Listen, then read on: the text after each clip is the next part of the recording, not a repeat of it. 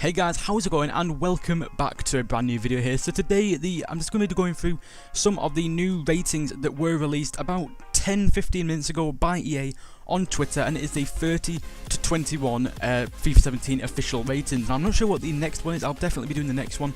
I think it will probably be 21 to 12 probably, because I think it goes down in 9s. I'm not 100% sure what the last one was. But this one is 30 to 21, so I'm guessing they're going to keep it fairly accurate and just do the next one 21 to 12. I could be wrong there, but whichever the next one is, I will be doing that one as well. So we're going to get into the first player in this video, which is Eden Hazard. I have an 88 rated card on FIFA 17, and I think he was an 89 last on FIFA 16. Correct me if I'm wrong, I'm sure he was an 89. So he has got a -1 downgrade by the looks of things, which I think is deserved, to be honest. I mean, I know he's the ambassador for FIFA 17, but I do think he deserved a downgrade. I keep saying upgrade. I do think he deserved a downgrade though, because he didn't have a great season last year. And 90 pace, 91 dribbling, still looks like a really good card stats wise, but obviously getting a -1 downgrade, which I think is fairly deserved. Now, one of the big ones that is on this, actually, I just saw then, 88 CHIELLINI. It was actually on a video that was released a couple of days ago, I think, where they did like the players predicted their ratings, and then they actually showed the ratings. 88 rated CHIELLINI. It just looks like a fantastic card, that, to be honest. It will be really expensive, even though it's a defender. But 76 pace, 90 defending, 85 physical. Looks like an absolutely fantastic card. And it said CHIELLINI was a tough tackler centre back with 90 defending, 85 physicality. I mean, it looks like a fantastic card. Low high work rates. On FIFA 17, apart from the legends, he'll probably be one of the best centre backs stats wise and overall wise in the game. Probably. He does look like an absolutely fantastic centre back, and if I do ever get enough and I do build a Serie A team or maybe a hybrid, I will definitely try and pick him up, because he does look like a fantastic card. Now, if we scroll down here, we can see Petchek, 88 rated, another high rated player. I think quite a few of these are 88 rated. I mean, all of them could be 88 rated, I'm not 100% sure actually, but it is the top 30 to top 32, so that sort of area. And we have got 88 at the moment. It might go down to like 87 at some point, but Petchek there, 88 rated, 83 diving, 85 reflexes, 90 handling, and 85 positioning. It looks like a fantastic card, and 6'5" as well.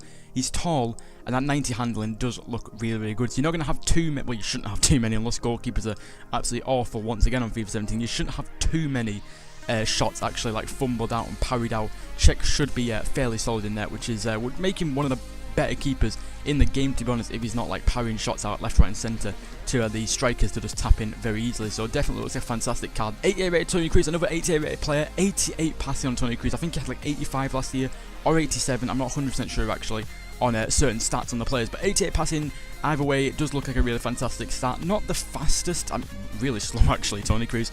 45 pace, I can't remember what his pace was last year. I think he was in the 50s, but he has dropped to a 45. As long as you've got a few faster midfielders around him, if you have like a midfield of 3 maybe, or even a midfield of 2, if you've got 45 pace Toni Kroos, you can have a faster centre mid and it just evens out, and I don't really see as much of a problem. So definitely will be probably one of the cheaper 88 rated, like one of the cheaper players for that overall. He won't be cheap, don't get me wrong, he will be expensive on the game, especially near the start of the game, but for his overall, he will be fairly cheap, I think, maybe around the 20-30k ish mark, which will still be fairly expensive, but it won't be like completely ridiculous for an 88 rated player. Now, getting to the next player, we have got Gianluigi Buffon, getting a 88 rated card at the ripe age of, I think it's 34 or 35. He's getting on a bit now, Buffon, but he's still going along and he's still making some fantastic saves. Had a decent World Cup, I think. I'm sure he played in the not the World Cup, the Euros for Italy. I didn't really see Italy too much, but Italy did do decent, I think, didn't they? I think they got to the round of 16 or the quarterfinal. They did decent.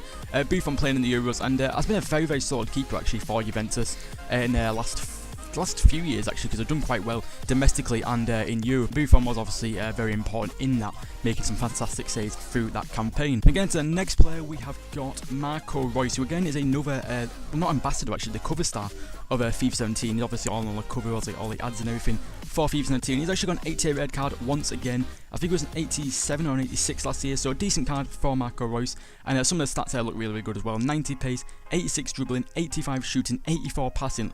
Again, for Marco Reus, he always, every single year, looks like a solid card, but I think this year he does look a lot better. Obviously, from the upgrade overall wise and stats wise, he does look like a fantastic card. So next up, we have got Andres Iniesta coming in at number 24, who has again got an 88 red card, but definitely deserves an 88 red card. Andres Iniesta. I mean, looking at him stats as well, once again, it looks like an absolutely fantastic card. I actually reckon he probably deserves a 90 passing. He's got an 87 passing there. I think he used to have a 90 passing, on like FIFA 14 or 13, but it has been dropped to 88. His dribbling still there. He's still got his pace as well. I think he's like 31 or 32, so he definitely looks like a fantastic card still. And will probably still be quite expensive actually, because he will be one of the better centre mids in the game with decent pace, decent dribbling, well, really good dribbling actually, and fantastic passing once again. So again, number 23, we've got Diego Godin, who looks like a fantastic card. I mean, 88 rated, as you can see there, 65 pace. His pace isn't the greatest. Godin has never really had fantastic pace, but you know, it's getting there. I think I mean, with the defender he's got now and the physical and stuff, I think that pace is kind of like, you can use it because you can have a faster defender next to him, maybe Varane, Ramos. You can get like a cheaper option like Varane, or an expensive centre back like Sergio Ramos, and you can make it work. I don't think his pace is too much of a problem, considering he's got 88 defending, which looks like a fantastic card. And will definitely be one of the better centre-backs in the game. 6'1" as well, so he's pretty tall and definitely looks like a fantastic card there for FIFA 17. At number 22, we have got Philipp Lahm, right back Philipp Lahm, 88 rated, not the greatest pace, looking at the card there, 68 pace, 86 defending though, 84 dribbling, and 82 passing as well. Looks like a pretty good card all well round. He's playing a right back. Did he play, was his normal card actually always a right back? I'm sure it was a CDM.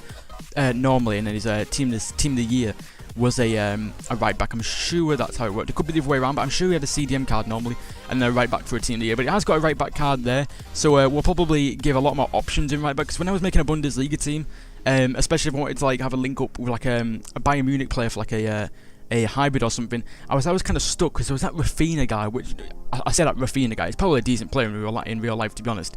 But his card on FIFA just isn't fantastic. But Philipp Lahm will definitely be a top right back to pick up for any Bundesliga teams on FIFA 17. The last player we have got is Kevin De Bruyne. Now, personally, I thought this is like ridiculously high overall for De Bruyne. I think on FIFA 15, like 2 FIFAs ago, he was an 82 rated card. Now he has an 88 rated card at right mid as well, which, I mean, he has a decent-ish pace, so he can kind of work. But his passing's absolutely fantastic. 86 passing is just fantastic. Decent shooting as well, because I think his long shots will be quite high, because that's what he used to like to do in the Bundesliga. I haven't seen him do too much in the Premier League, but definitely still has that in his locker. Decent dribbling as well. I'd probably prefer him as a cam. I'd probably definitely use him if he was a cam. I just feel like, in terms of actually like practicability, like play, like actually in game, rather than making the team look good, there's better right mids to use, like your Walcotts, your Mkhitaryan's with better pace. Rather than using De Bruyne, I think he'd be a lot more used if he was a cam. I can still see him being quite useful though as a right mid, and will definitely be a fantastic card. So that is it for this video, guys. Hopefully you guys have enjoyed. Put in the comments down below as well though which cards you are thinking of getting from this list, and which you think look good, which you look bad, and that'll be absolutely awesome. Get some feedback going in the comments as well, and that'll be absolutely fantastic. So hopefully you guys have enjoyed this video. If you have, then be sure to hit the like button down below, guys, and don't forget to subscribe, and I'll see you guys next time. See you later.